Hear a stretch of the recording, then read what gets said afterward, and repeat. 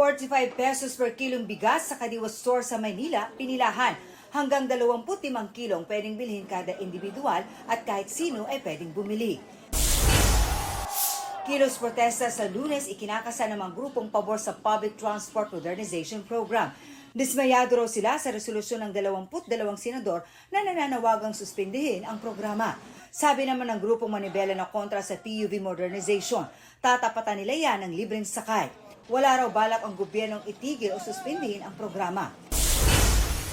Pagsasampa ni dating Senador Antonio Trillanes ng reklamong drug smuggling at graft, inalmahan ni Second Gentleman Attorney Man Scarpio.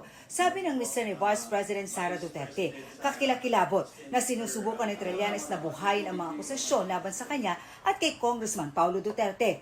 Gayong nakita umano sa pagdinig sa Senado na nilahukan pa mismo noon ni Trillanes na walang rason para irekomenda ang kanilang indictment. Dapat daw kondenahin ang ginagawa ni Trillanes dahil nadadamay ang mga inosenteng tao. Marisol Abduraman, nagbabalita para sa GMA Integrated News. Huwag magpahuli sa mga balitang dapat ninyong malaman. Mag-subscribe sa GMA Integrated News sa YouTube. Sa mga kapuso abroad, subaybayan nyo kami sa GMA Pinoy TV at sa www.gmanews.tv.